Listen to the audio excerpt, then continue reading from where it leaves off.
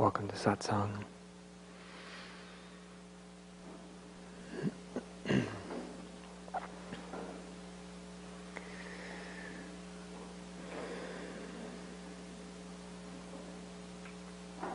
When I was a little boy, 9, 10, 11, something like that, I had an understanding, I guess you might call it an insight, but it was an understanding and an insight, and it was very simple. And the insight was that the adults were insane. That was the insight. And it was actually a really nice insight to have, because it made a lot of things clear.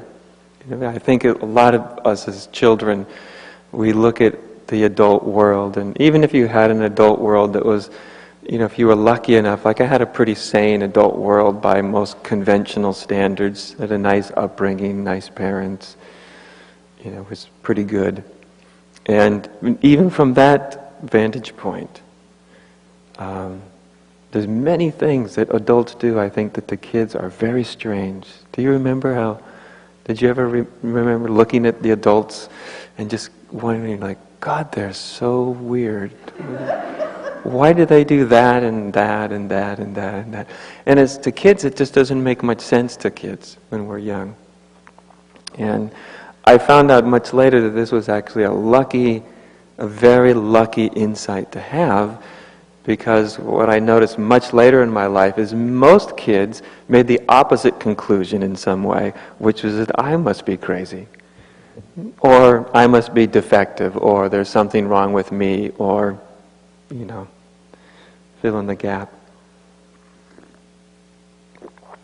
So I figure I was pretty lucky to have this understanding when I went, oh, they're crazy. But it was like a child would notice. It wasn't with any judgment. It wasn't like they're bad, or they're dangerous, or there's anything particularly wrong with them. It's just that they're crazy. And there's been nothing that's ever shaken that conviction I've had since. And of course, as I grew up and became one, I entered the craziness for a while. For long enough to know what it's like to be insane.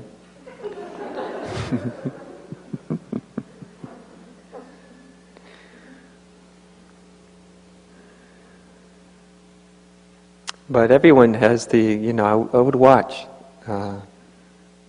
conversations that adults would have, adults of all kinds, whether it would be my parents or friends, or, of my parents, or you just running into adults. And it was so obvious that they would talk about things that had no connection to anything real. Do you know?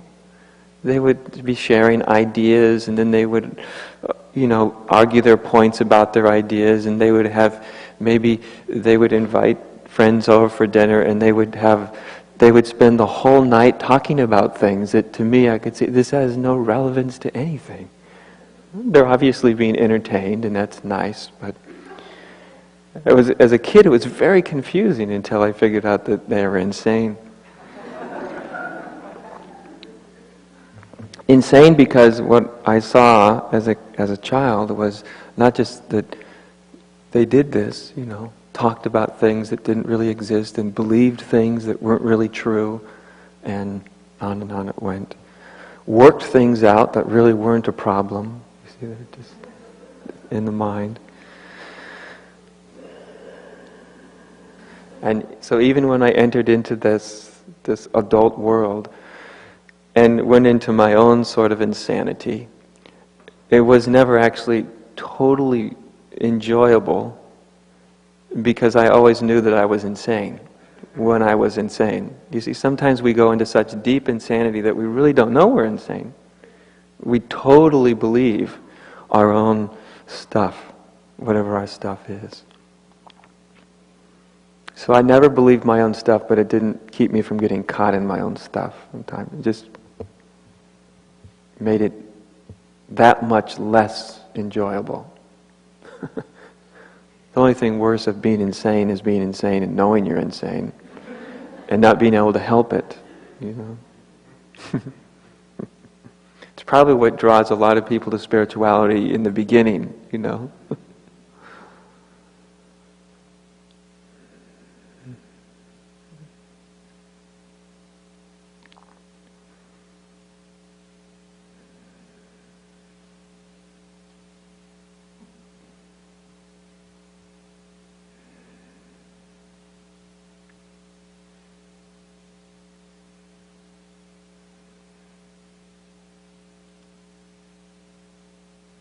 But years later, it drove me actually to find out, well, what's really true? What's really the truth?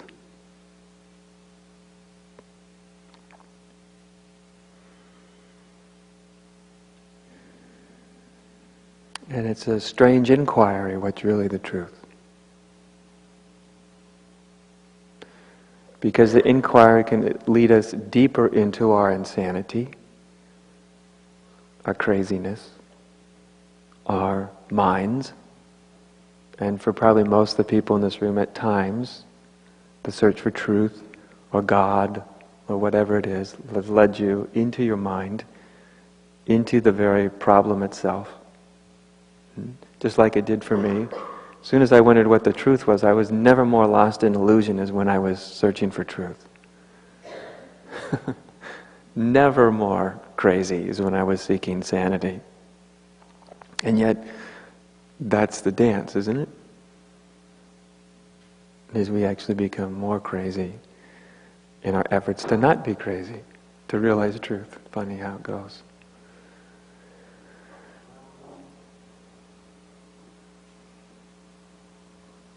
So anybody that really wants to know the ultimate reality,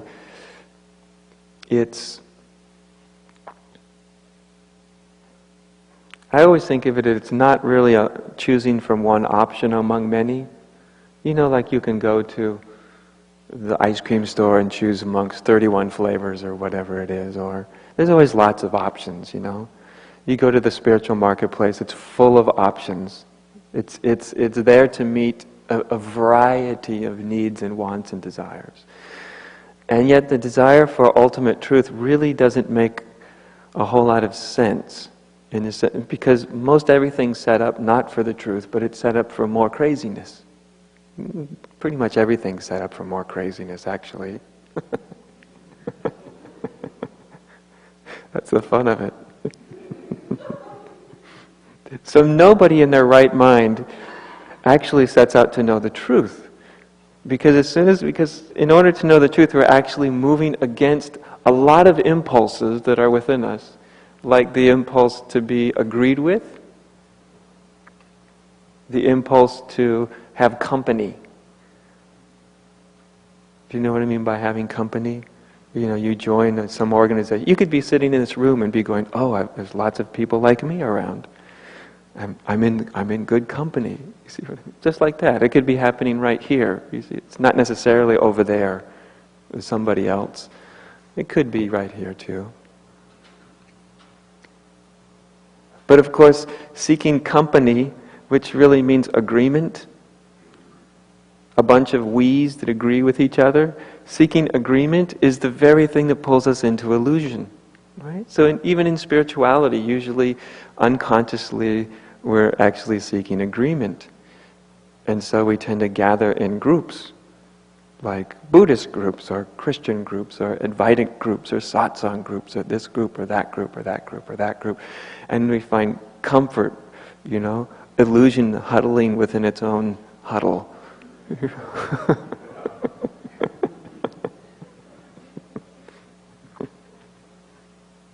But the desire for release from all that, that's what freedom really is a release from all that craziness. It's release from illusion. And if we're going to find the release from illusion, then we're not going to have the luxury of seeking comfort. We're not going to have the luxury of gathering lots of other people with similar ideas and then going, okay, we all agree, therefore it must be true. Because in the truth game, numbers mean nothing. You see, because the numbers, they're already insane. So when we're seeking numbers, agreements, company, it's very hard to find the truth, because the truth is it's actually stepping into our own aloneness. And that's always, you see that showing up, it's the most common motif in spirituality, is aloneness. It's actually one of the most common motifs even in children's fairy tales. Disappearing into the dark woods, going to grandma's house down the path, right? There's no other houses around grandma's house. It's way back in the deep, dark woods. Do you know?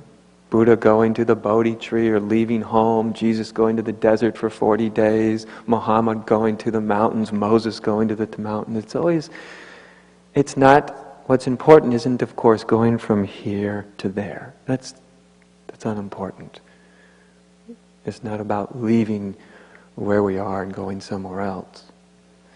It's actually the opposite. It's about entering where we actually are. It's about no longer referencing the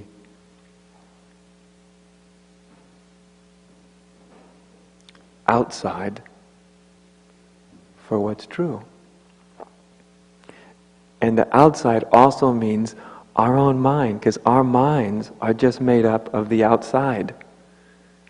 You noticed? Everything your mind has in it was given it from the outside, from another mind.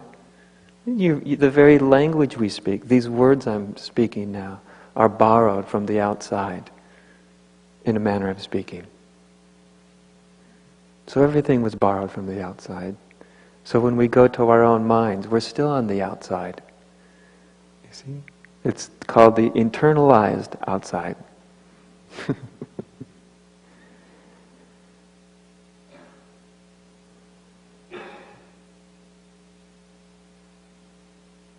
So when we want release from our own craziness, from our own imprisonment, we don't have the luxury of gathering in packs of ideas. Do you see what I mean? Because that's what most of spirituality actually is. It's a group of people that have a similar belief. And all religions are basically defined by their beliefs.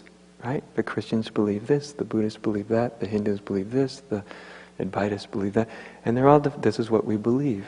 Right? But in the truth game, beliefs don't count. Beliefs amount to nothing in the truth game. In the enlightenment game, nobody has the luxury of a belief. Beliefs will derail the search for truth faster than anything else. And this is what I mean by being alone. I don't mean alone in the sense of being isolated and having no friends and disappearing into a cave and all of that nonsense. Because you'll probably just take all your beliefs with you into the cave and meditate on things you were told to meditate on. But a different kind of aloneness. It's an aloneness that has nothing to do with whether we have lots of people around us. It's fine, it's nice to have lots of friends and company and all that. But it's the aloneness that ultimately draws you into a deeper and deeper and deeper silence.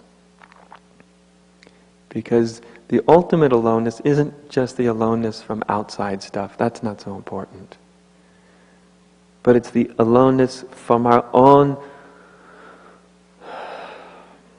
virtual reality mind. And if you've ever wondered how much virtual reality your mind pumps out in any given moment, just take one moment, just take 5 seconds, just 5 seconds to be quiet.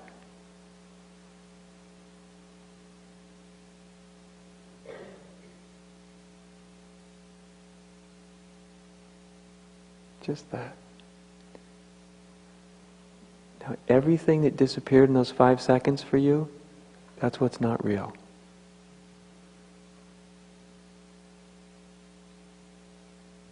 So when you're not thinking, everything that disappears, that's what's not real.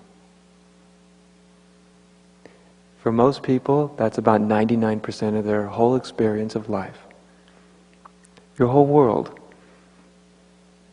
I'm somebody's son or daughter or mother. I'm a man. I'm a woman. I understand what he's talking about. I don't understand. It's all thought. I like it. I don't like it. More thought. Will I get there? More thought. I've already arrived. More thought. I'm a relatively nice guy. More thought. I'm totally unworthy. More and more thought. More thought. More thought. So what? All this that disappears when the thinking mind stops. This is called virtual reality, better known as garden variety illusion. No ultimate truth.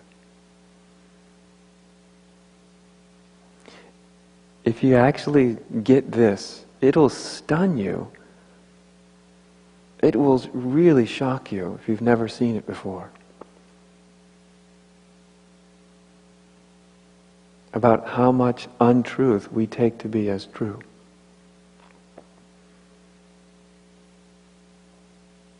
So this is being alone. This is really being alone, you see. It's not about caves and leaving home and all. It's not about that. It's deeper than that. It's aloneness that's inside, alone even from our own concepts. So whatever drops away when you're silent, whatever you think about the world, that's your illusion. Right? That's your illusion. Whatever you think about the person next to you, if you stop thinking about them, that's your illusion. Whatever drops away. Whatever you think about your mommy or your daddy, when you stop thinking, that's an illusion, you see. If it drops away, that's an illusion. It's not true. It's to be very alone in this way.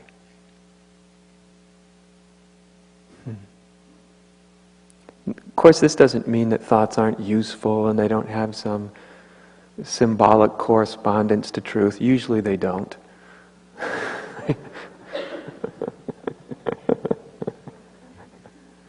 But the things themselves have no truth in them.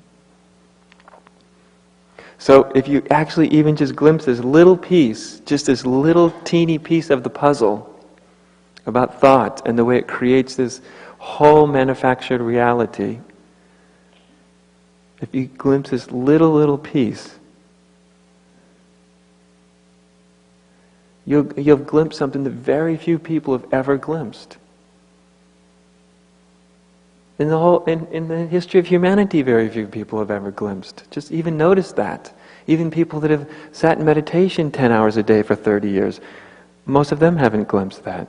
I mean, they know it. Okay, my mind is an illusion, but they read it. Okay? They haven't looked and they haven't been hit, like in the solar plexus, like, oh my God, that's like my whole life. Like I turn on the TV and I see so-and-so and I start telling myself a story about them, and you mean that's not true? And what I say about myself, you mean that's not true? And what I say about something, you mean none of it's true? Not even a little bit of it? Like not any of it? Like not one single word? Do you see what I mean? Where does it leave one? It leaves you totally alone, does it not? There's no company there. There's very little company. Well, if you actually really let go, you'll find a lot of company there, but in one sense, there's no company. There's no shared concepts. There's no shared beliefs. There's no... You see, you're alone. The last place you ever wanted to be. It still doesn't mean you actually necessarily have found what the truth is, but you certainly have a good start on what illusion is.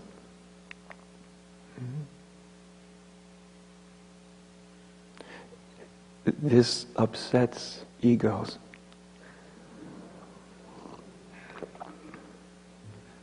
Egos don't mind having their world modified, but they don't like having it destroyed. And make no mistake about it, spirituality in its deepest sense, in its a sense of a real awakening or real enlightenment, call it what you want to be, is a totally destructive process. And if you think it's about coming together, then you're just caught in another illusion. It's not about coming together. It's about destroying. It's a destructive process.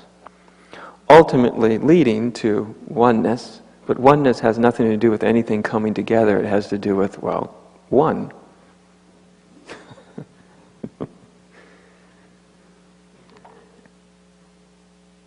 I remembered several days back, this wonderful, wonderful line I like from, and I don't remember it word for word, so pardon me for those of you who know your Bible better than I do, but where Jesus talks about setting son against father and mother against daughter and brother against sister and sister against brother. It's a very shocking, probably the most shocking parts of the New Testament is when Jesus comes out and starts telling, he walks into the family and he just is saying, I'm basically here to set all of you against each other. And it stands in a lot of contrast to the image that we have of Jesus as this, really nice guy. He heals people and performs miracles and impresses you, and then he walks into this place and he's like a maniac, right? It's very different. And of course, this story, what he's getting at isn't necessarily setting family members against each other. It's not about that. It's no more against setting family members against each other than someone that thinks aloneness means going off into the desert. It doesn't mean that. It's deeper than that. It's much deeper. It's deeper than setting family members against each other. It's much more threatening than that. It's much, much bigger than that.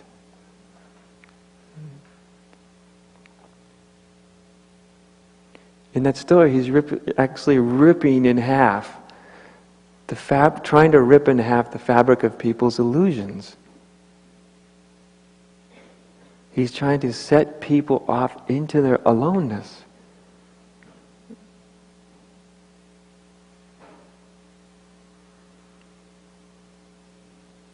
He's taking the normally conceived way of viewing things and turning it upside down. Trying to turn people in upon themselves. Actually, only when you turn in upon yourself do you stop arguing with your brother and sister and mother or father. So it's kind of funny how it works.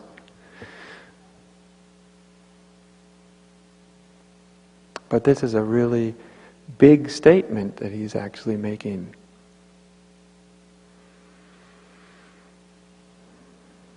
He's not trying to bring them together. He's trying to rip illusion apart.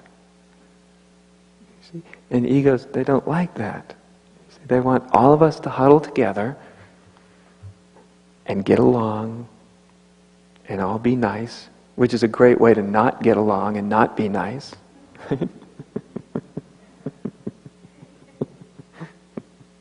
And all stay blissfully inebriated.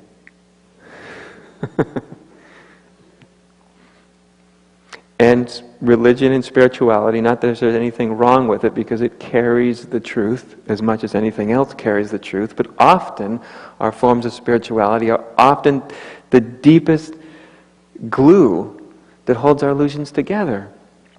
And we gather in common beliefs that we are willing to die for. If you want to have a good argument, just talk about what two things? You already know them, right? Religion or politics? Thank you. See, everybody knows religion or politics. You want to get a party going? You want to set brother against sister and mother against father? Bring up religion or politics? Why? Why should religion or politics be any different than talking about, what color shoes you have? Only because that's where our concepts and our beliefs are most firmly adhered to. It's where illusion is most deeply entrenched. Which is kind of surprising when you think that, gosh, you would think that in religion and spirituality it would be less deeply entrenched, but it's actually the most often.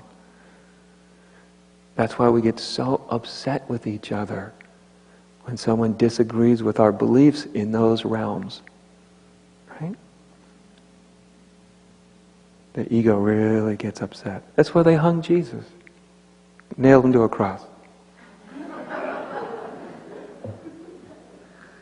It would have been a relief if they hung him. It would have been a much better way to go.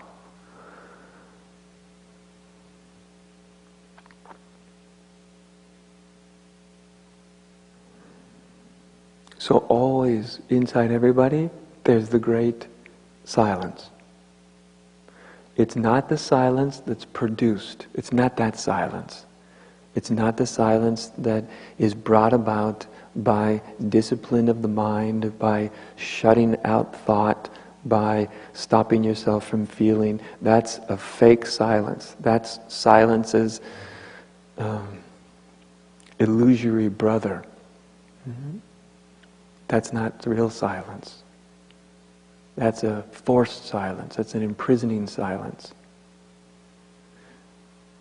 It's a safe silence. Because the ego can put that fake silence on, that disciplined silence, and go, wow, this feels good. I like this. But the real silence has nothing to do with that, a produced thing, a concentrated thing, something that's imposed, something that's forced upon the mind. The real silence comes about by simply seeing the unreality of thought. And then there's no reason to reference thought for ultimate truth. If you want to bake cookies or build a better bridge, go ahead and reference thought. It's great for that. Send people to the moon. It's really good to learn to figure out how to build spaceships. But for ultimate reality, forget it. You see? So we're no longer referencing thought for truth. Everybody's heard this in this room, in some way or another, I imagine. Maybe a few of you have actually taken it seriously. But it only has impact when you actually see that your mind is creating a fabricated sense of reality.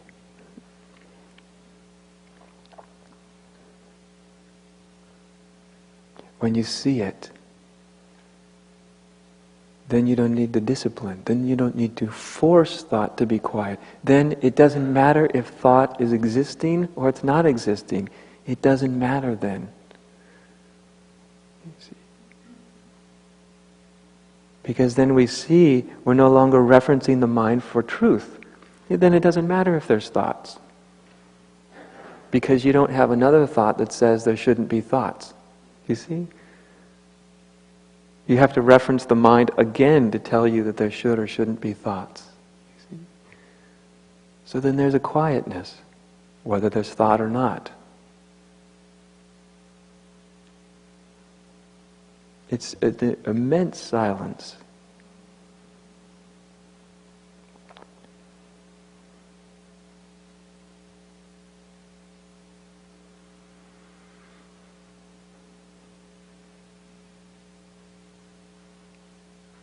And it's only by opening ourselves to this immense silence, the unspoken, the unknown, that we actually can really wake up and see things as they are. Because that's all enlightenment is. Enlightenment's no big deal. It's just seeing things as they are. instead of as they aren't. And since you are the closest thing to you, you might as well see what you are instead of what you aren't.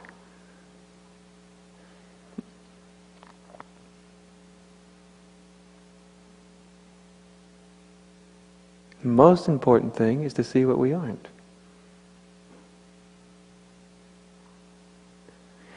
And just let it go as big as you're willing to let it go. What is the world when you have no thought about it? Now what is it? Go ahead, try to make a conclusion about it. Give yourself a good opinion about it. Just don't form it in thought. You see what I mean? How do you feel about yourself? What do you think about yourself when you don't think about yourself? You see? Are you good, bad, worthy, unworthy, saintly, terrible, wonderful, beautiful, ugly?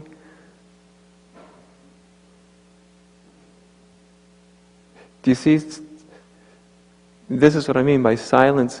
It tears away the fabric of our illusions. It just steals them away. It just pulls them out of your hand in one great swoop. And it's not even nice about it. Pooh. You think that's true? Good try.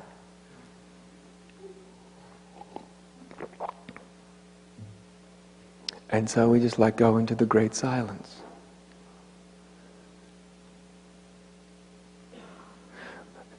It's very difficult to open to silence when in the back of your mind you're still thinking there's reality somewhere else. But silence becomes easy to open into when you realize there's no other option. Everywhere else is just more thought.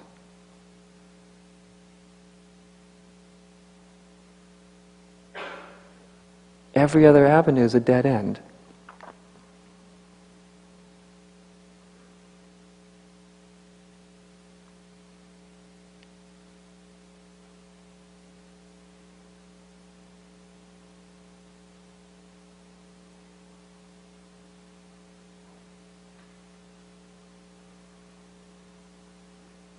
So we just enter the silence.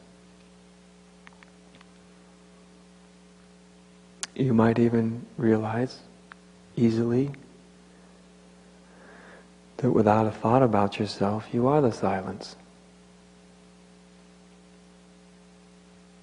Till you tell yourself you're not.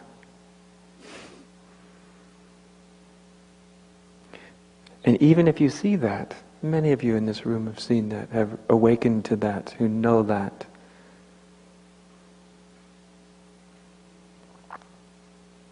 Some of you, it's just waiting for this moment to realize that you're not what your mind says you are. You're not even what you feel. That's the other place human beings reference for truth. Well, if it's not in thought, it's in how I feel.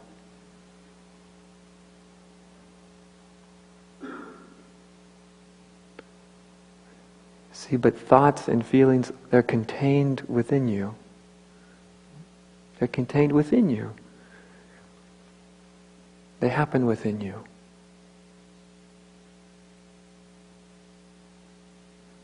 So they're not what you really are. They're just something that's happening within you. Actually, you are something that's happening within you. That's the joke of it. Everything about you is always something, more content. You see? More stuff. So even you are something that's happening within you.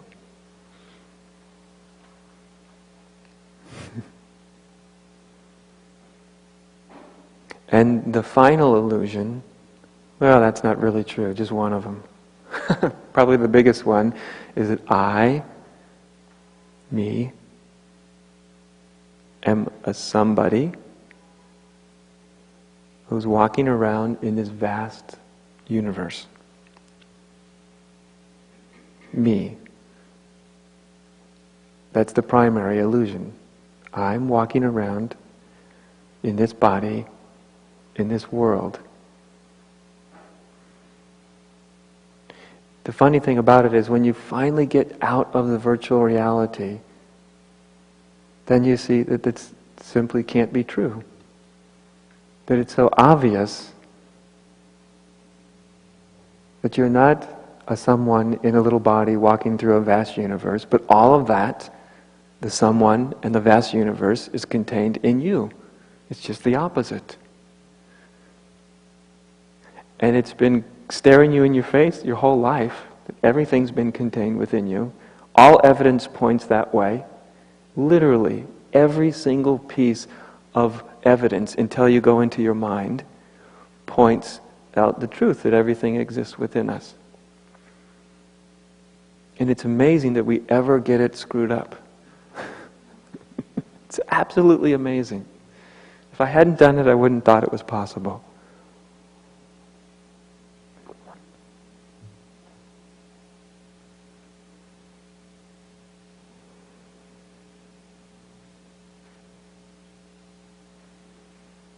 And quite apart from taking you away from this life, away from your humanity, it actually delivers you to your humanity. It delivers you to this life. You realize that up until that point, you spent your whole life in a virtual reality, thinking it was very real, and you were very human, and you were very here, and you were very now.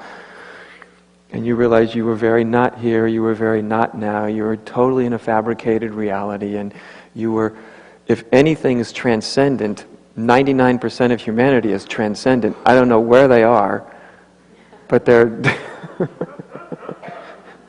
actually they're each in their own unique little world. Have you ever noticed that? It's an amazing thing, is it not? If we asked everybody in this room, so tell me what's it like for you, you'd get like 200 different, well, it's like this, and da-da-da-da-da. Gee, I like Adya. You do? Gosh, he makes no sense at all. I think he's just can't wait to leave.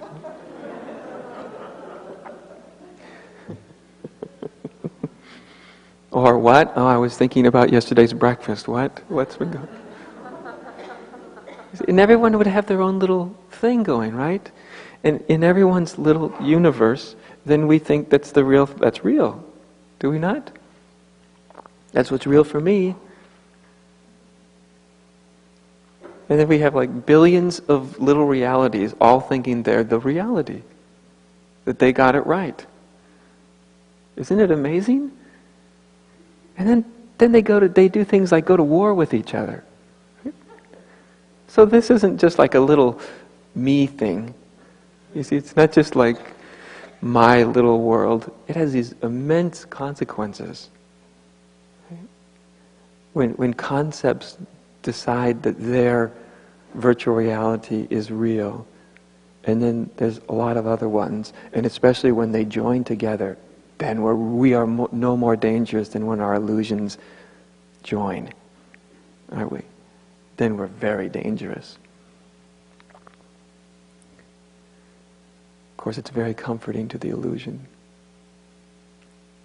I found company, it must be true.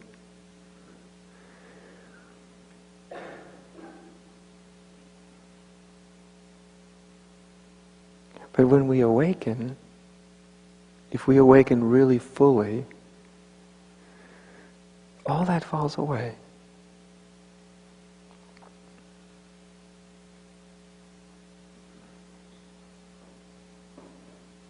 Because the truth, for all of us in this room, is the same. If everyone in this room could access what's actually true, it would be the same report card.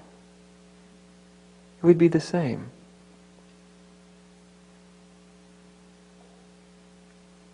There wouldn't be any difference. There never was any difference. That's the only place where oneness lies and reality lies. When you bump into it, you immediately recognize anybody that's ever bumped into it in all of history. You can just listen to them. What do they have to say about the truth? Oh, either they got it or they don't. It's easy.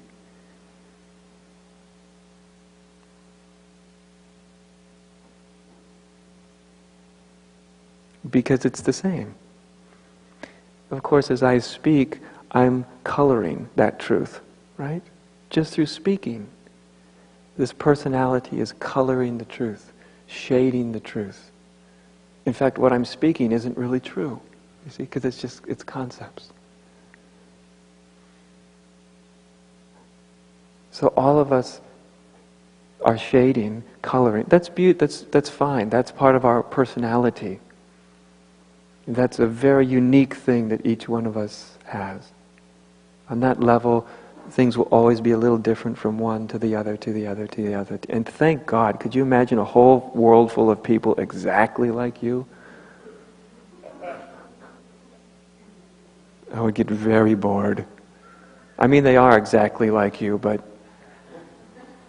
if the oneness didn't shade itself and color itself and blossom in unique ways, so of course there is that uniqueness. But just underneath the uniqueness, that's the one.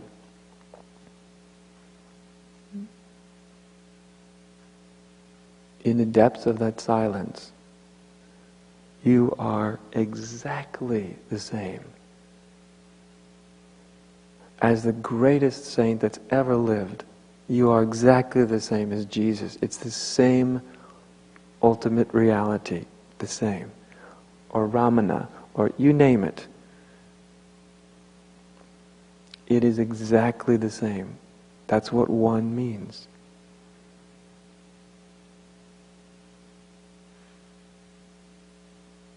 As long as we're disconnected from the one, in our virtual reality, we'll always feel somewhat lost.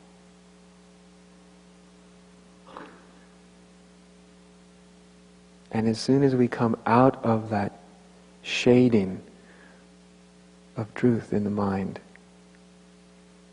then we're home. But not uniquely home. Home in the sense of all things are this. This is home in the sense of no ultimate hierarchy. No better beings.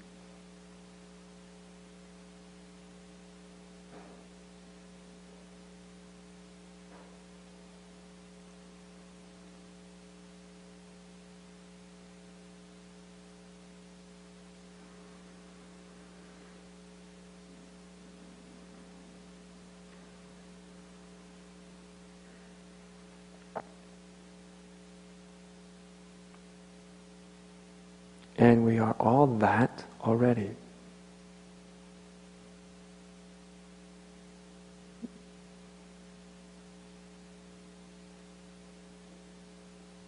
We don't become what we already are. We don't add what we already are onto us.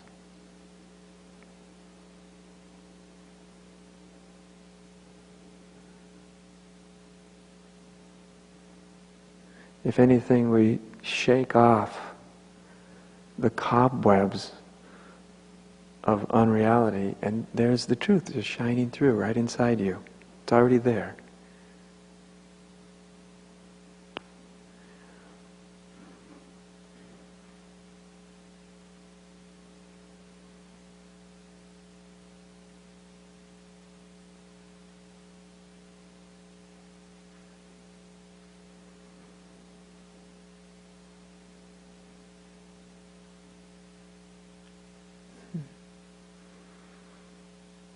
So, what a funny thing that when we enter our own aloneness, it's the only way that we actually find our at oneness.